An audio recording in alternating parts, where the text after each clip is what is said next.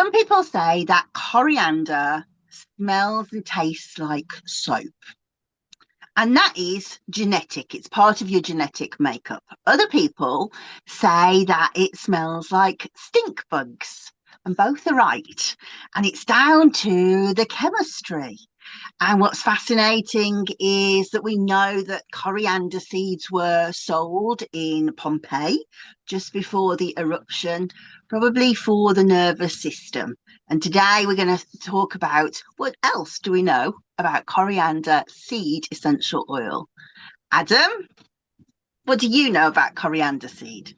Well, I'm really happy to be back, and we're kind of going old school where we're diving into just one oil. We realized after we did over 100, we were kind of going back through the library, and there's a few that we missed out. So I'm excited to talk about coriander seed.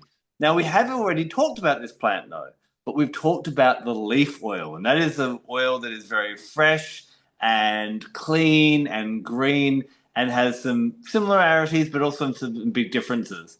With coriander seed, I think the seed oils are really, really interesting. And I love looking at them on this holistic level because seed oils are to do with the element of akasha or ether or spirit, and they can really unlock something in us. And later on in this conversation, I'm really looking forward to exploring what I like to use coriander seed for in that kind of holistic aspect. But what I'm really find really interesting, and I'd love you to kind of elaborate more on the chemistry of it a bit, is I think it's a really great sleep oil, but it's not probably an oil that people would think of with sleep, even though it's got some really great chemistry. Would you agree? Yeah, for sure.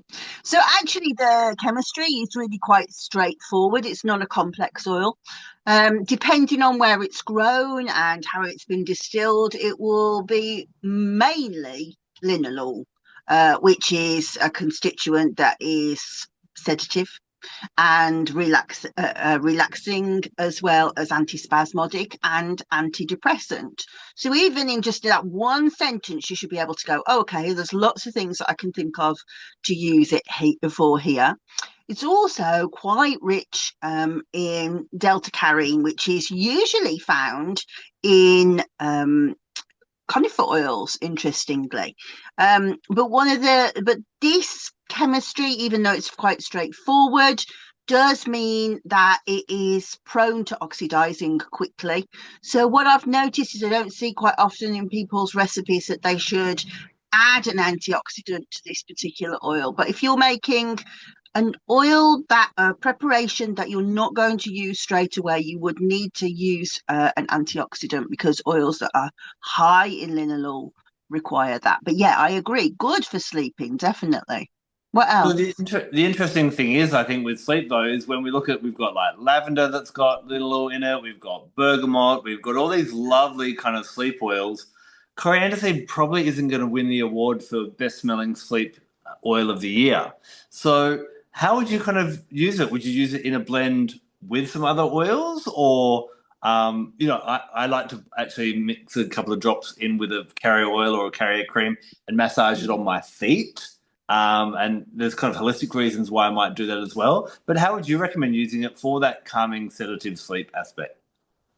Well, I think you've missed a really vital aspect of aromatherapy over essential oil preparations, if you like. And that I've already alluded to the fact that some people smell it differently to others.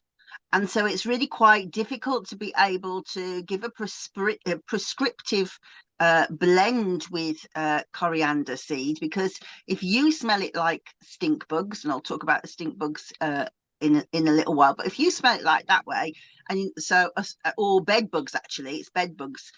If you like imagine the smell of bed bugs, that's not going to help you sleep, right?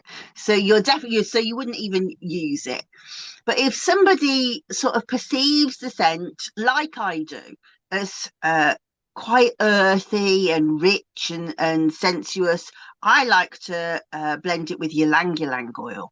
I think that they smell beautiful. And actually, if you look at the chemical profile of linalool, linalool's supposed to smell like lavender because lavender's so rich in linalool. That's what people recognize.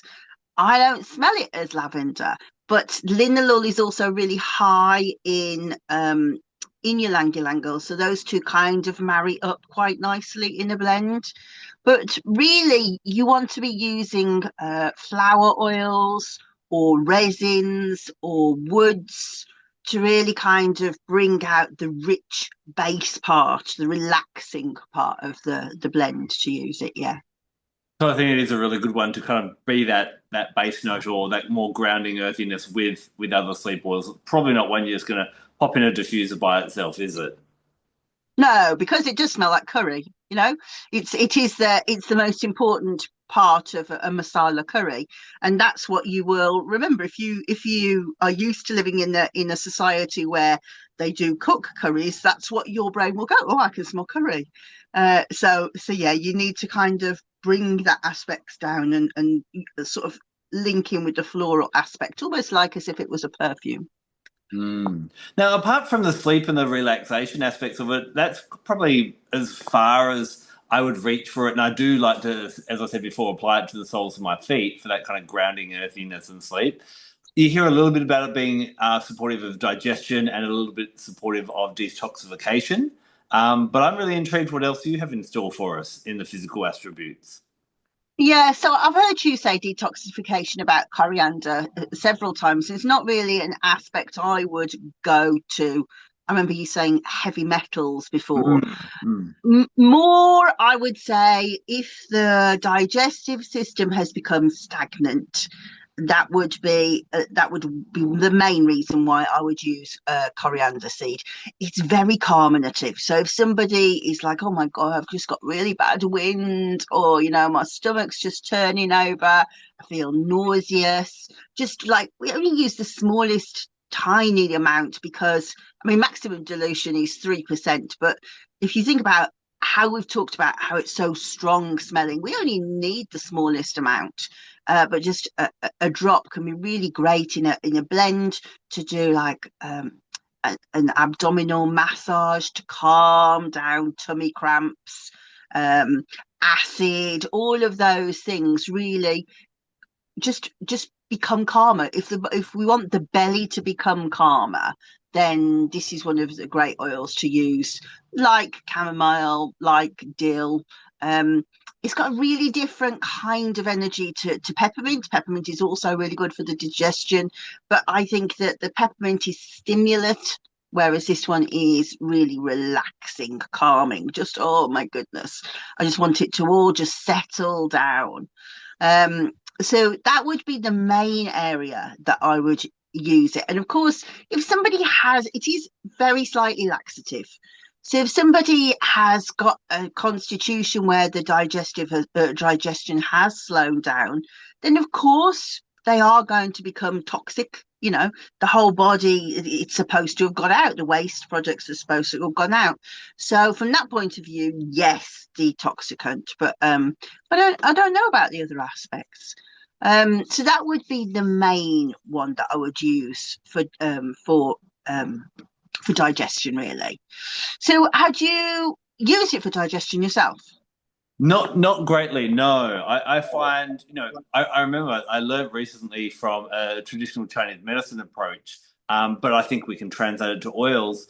And like often when the belly is uncomfortable, he likes to ask the question, what would give it some soothing? Does it need like an ice pack or a heat pack? And if it's heat, then this doctor would recommend ginger, and if it needs cooling, he'd recommend peppermint. But listening to you talk about it, sometimes it's not that we want to change in temperature. We just want to kind of sedate it or calm it, as you said. And I think maybe coriander seed would be really great in those cases where it's just like, I just need it to calm down. It's not a temperature thing. It's a calmative. So I'd probably slot coriander seed in that way. Well, no, I agree with what your TCM teacher said because it is warming. It is warming and cosseting and soothing. It's like a big hug, really. Mm. And all he's doing is seeing the energetics in a different aspect to me. It's like I look at the lens that way and he's looking at it that way. And I think that's part of the danger of learning from somebody without having the actual oil in your hand, of learning the properties of an oil cerebrally rather than actually engaging with it. You know, when you learn herbal medicine, the traditional way to learn herbal medicine is to say, I'm studying with that plant for a year. And well, it's a year and a day actually. And so you learn it from every aspect. What does it taste like when I use it under this moon, under this sort of aspect of the stars, astral herbalism, as well as your physical stuff. We don't tend to sort of propagate that as an idea in aromatherapy, but I do think that that is how I work. You can come to an oil one day and it will treat your constitution as it meets you. That's what an essential does.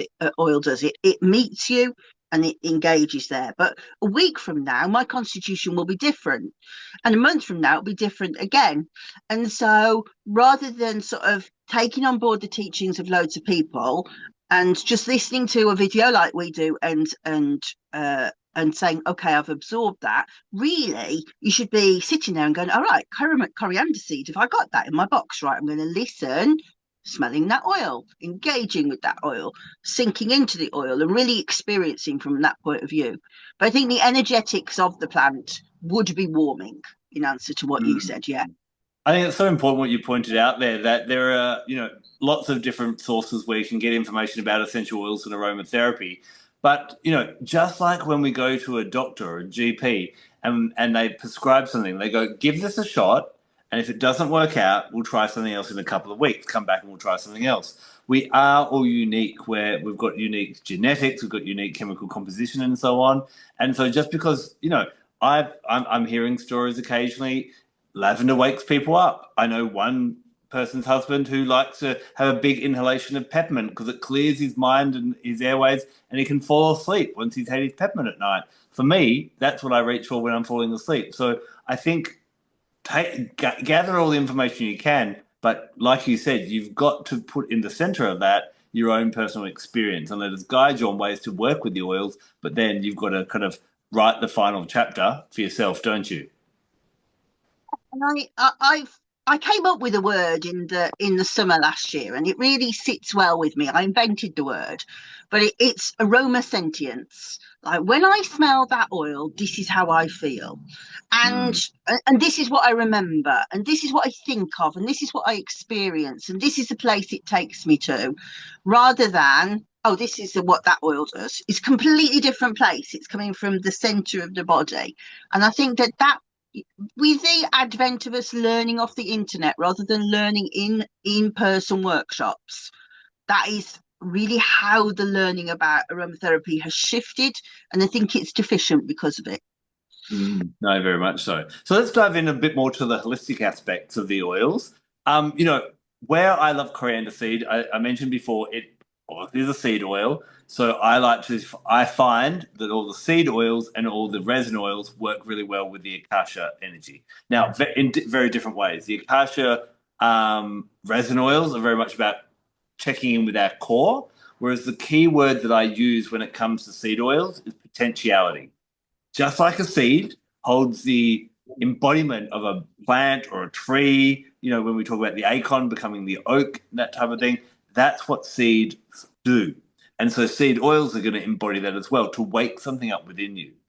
Now, what I find with coriander seed, it has this, and it's interesting. We were having a chat before we started recording that you were talking to Debbie Adderby and she said, wear red. I'm wearing red.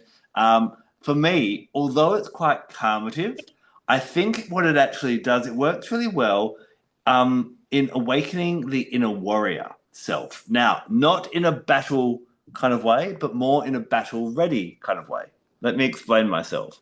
There are a lot of people out there who are always worrying about everyone else. They feel guilty about worrying about themselves, and they give, they give, they give. A lot of women, a lot of mothers do that to the point where they are depleted. And so they are not giving their best to the world.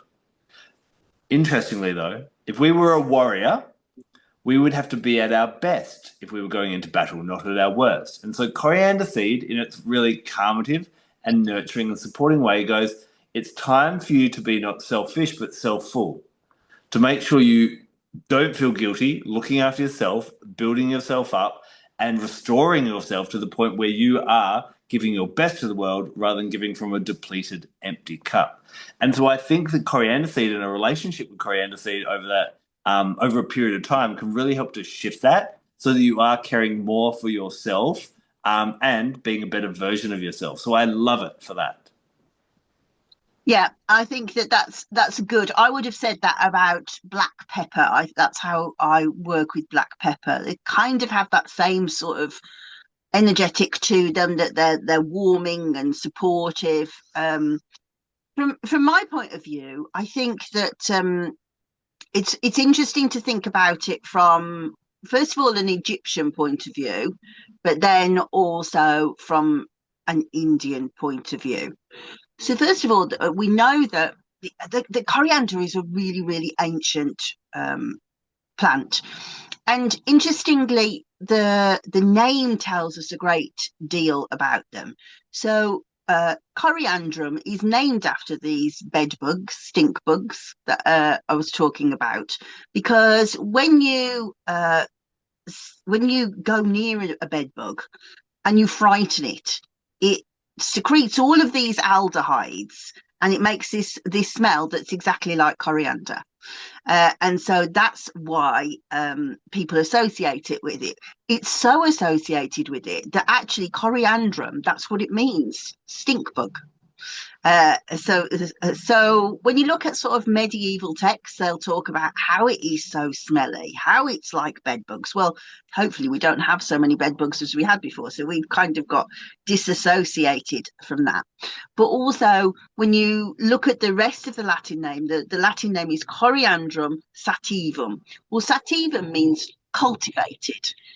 So therefore not a wild plant, but something that has been deliberately sown for a reason. Well, if you look back at ancient Egypt, you will see that in Tutankhamun's tomb, there were offerings of coriander seeds. And if you read Pliny says, well, coriander, he says, first of all, he says the best coriander comes from Egypt. That's what he says to us. And he says it's really, really good for the bites and for taming the two-headed serpent. And I was like, wait, what? What is a two-headed serpent? Well, actually, it's got two aspects. So the first is that there was like a legless lizard, like a slow worm called something like, I wrote it down and left the piece of paper away. I can't remember, amphibia something. But also there was a god called Nehebkau, Nehebkau, which means gather of the car, the two spirits. So his job was to bring the spirit car back into the body so that it could enjoy itself when it came back into the tomb. And this snake god was seen as originally a really quite a chaotic force, that he had been in the waters of Nun at the time of creation, but then the Artem had tamed him by sticking a fingernail in his spine and tamed him, and he'd become this protector of the gods of the sun. And when the spirit, it's mentioned in the Book of the Dead, when the spirit has to stand before the judges of Ma'at, he's one of the 42 judges, and he says something akin to, did you get above yourself, or were you kind of quite innocent in life? Something akin to that. And so he also gives this milky drink as part of the sort of journey into the afterlife. And what's interesting is, if you look in the Bible, it talks about, the story in the Exodus is about the manna from heaven. I don't know if you remember the story. And the manna from heaven is described as being milky, just like the coriander seeds. So it's like this beautiful, abundant, but protective spirit that helps you to come back into your body and enjoy the good part of life when you want to come back into this 3D world. So it's all about enjoying 3D world. And then if you look at it from an Indian point of view, it's called Danya in India, and it's given as an offering to Lakshmi, and sometimes also as a an offering to Krishna. But in both cases, it's about thank you for the abundance you brought into my life. Thank you for everything beautiful. And also, it's like a blessing for the harvest. So when the harvest comes in, it's like, thank you for everything that you brought beautiful into our life. And thank you, we've got so much to eat from this. And this idea of the seed, you're quite right about having potentiality, but for something like this, I think it really sits on the cusp of sort of Pisces, Aries, is exactly kind of this time of year, isn't it? We've just gone past it, where it's the death, rebirth. You know, we're burying the seeds. This is the death of the plant. We're burying them, and something new comes from it. And so, this idea of when things die, there is still something beautiful to be had. So, I think that in a situation where life feels pretty awful, maybe you've had a time with the eclipse and the eclipse has taken stuff away. Coriander's very good at being able to say, but look what's beautiful left. Look what we can work with. So yeah, I think And it's a I think lovely even oil. tying those two ideas together of like when often when we've gone through a challenging time, our attention has been scattered. Do you know what I mean? We've been focusing on everything that's been out there. What maybe it's been, you've had a sick parent who's finally passed after you've been looking after them and running them around for a couple of years, or a relationship's ended, or a job, or that. And it's almost as though we need to come back to ourselves as well. So I think remembering the beauty of within, I think would be something that coriander seed is really helpful for. Yeah, I definitely draws the energy within. And actually, you mentioned I'd said Deb had said to me, well, wear red because it's really sexy and it improves sex drive. It's really It's really aphrodisiac. Well, that wouldn't be something that I would use it for, but I can really see how it has that cosseting sense of like almost just being really hugged and like, oh yeah, I do want to just kiss you. Do you know what I mean? It's like Mm. that bringing back into yourself. Yeah. And it is interesting that you brought up that aphrodisiac aspect of it because the seeds were often used to flavor wines in the past to induce lust in someone. So I guess it's quite interesting. It's like some of our other oils, like ylang ylang, that are both calmative, but also will evoke that sexual arousal and help as an aphrodisiac as well. And I guess coriander seed kind of jumps into that as well, doesn't it? Yeah, and I think if we go back to the idea of like TCM, this is where you started. TCM's all about shifting energy, smoothing energy, making energy move faster. And so, yeah, if you've got a blockage in your intestine and you haven't been to the toilet for a really long time, you will not feel sexy. But Mm. like, and as soon as that shifts and that energy moves through you, and you have that sort of then of course when energy shifts through you it does feel more exciting, more more vibrant, more alive, and it does have that aphrodisiac quality. Yeah. I'm Elizabeth Ashley, UK Director for the National Association of Holistic Aromatherapy and founder of the Aromatic Mystery School, where essential oils meet the deeper, more mystical side of healing. Here you'll explore the spiritual, emotional and energetic dimensions of plants and learn how to weave them into your own rituals and well-being practices. If you're ready to work in a way that nourishes both your soul and your senses, join us at the Aromatic Mystery School. The link's right below. Now, I've got a bit of a loaded question for you, but is it an oil that when you are pregnant you could feel comfortable using? Well, why is it loaded? Well, because in the past it was said that a woman who consumed coriander seed while she was pregnant was bound to have a genius child. And so I'm like, Yeah, well, okay. maybe you want to be rubbing it on your feet while you're pregnant. Okay, so actually, so I'm going to do a little bit of of an advert then for Jane Lawson, because Jane Lawson's got a really good new book out. Can't remember exactly the title of it, but it's about poisons, and she talks about how you really shouldn't transpose uh, like herbal medicine directly onto essential oils. because of course coriander in a having like a bit of coriander seed in a curry is really different to putting loads and loads of coriander seed oil on yourself. The distribution of, if for no other reason, the distribution of how much of the chemicals are in there is really, really different. So by all means, eat your coriander seeds when you're pregnant. And you can safely use the essential oil after 16 weeks of pregnancy. But and you know, if you are feeling quite nauseous, you know, and you feel very, very bloated, it might be an oil that you would go for. But I have to say, as somebody who has been pregnant more than once, the whole thing of having strong tastes in my mouth when I was pregnant was just appalling to me. Yeah, it just makes you, it's too much. So I would say, yeah, try it for your clever child. I think it'll probably repeat on you. Let's see how we go with chakra today. What chakra would you associate it with? Well, I think sort of the lower three. I would go. It's quite grounding. And the fact that it's to do with digestion and elimination says root chakra.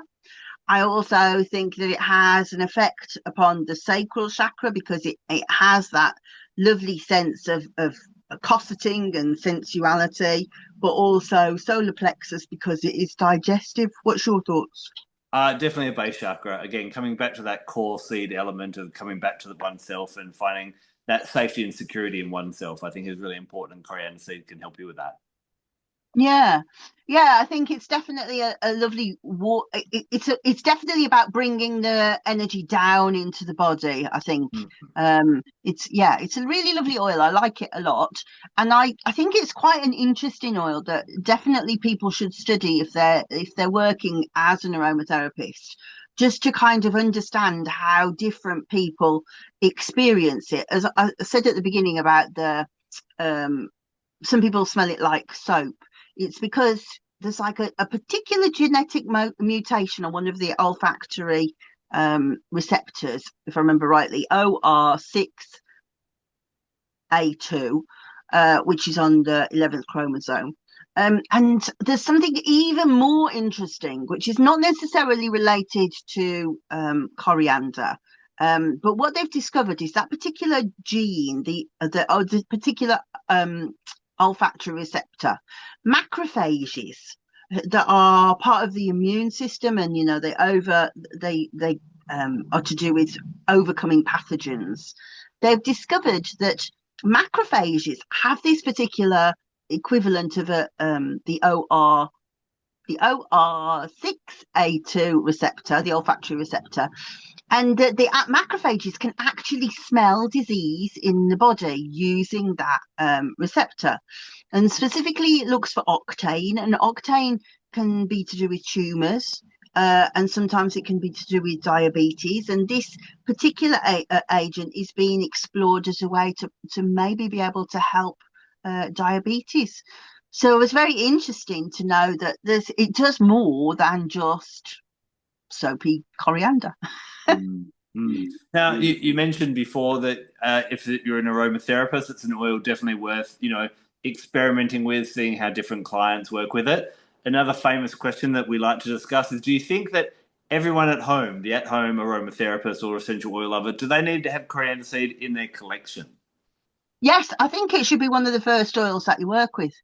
Because I think that it's one of those, because there's so many different reactions to it that you should get used to. How does it feel in my body, but how do other people react to it as well? Because it's like you said about, well, how do you blend it? You could blend it 100 different ways for 50 different people, because some will go, oh, I smell something completely different in there. And it really helps you to experiment with scent. And so, and over and above everything, that's what an aromatherapist should know how to do. Very true, very true. One final thing I will add as well is I've launched a brand new online community, and we're talking about the seasons of the year. Obviously, for those watching in the Northern Hemisphere at the moment, you're just beyond the spring equinox and you're celebrating all the beautiful warmer weather. But here in the Southern Hemisphere, we are emerging into those cooler seasons. And cooler days. And this is a really good time to start drawing within oneself and kind of becoming a bit more introspective. And we've been talking a lot in the Southern Hemisphere community side of the group about working with oils, and coriander seed is one of them that came up, along with things like cedarwood and so on. So I think it's a nice kind of one for bringing that kind of aspect at different seasons of the year. And I will have a bit of a promo at the end of this video that will talk a little bit more about the Living with Nature Collective. People interested in the coming and checking it out and having a bit of a 7-day free trial and look around as well. And I know you're in there a bit as well, Liz. Yes, I've enjoyed being in there, meeting everybody new. So I'm going to say hello to all my new people in there. And yeah, it's a nice place to hang out. Very much so.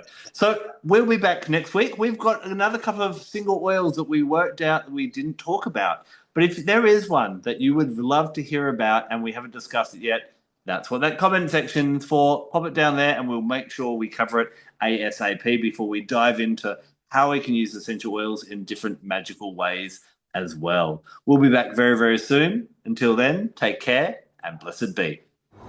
Bye-bye. Life moves fast.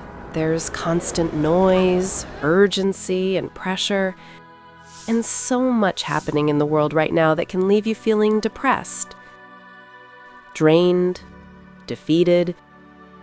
Somewhere amongst all the noise, you feel a quiet calling within, suggesting that something is missing.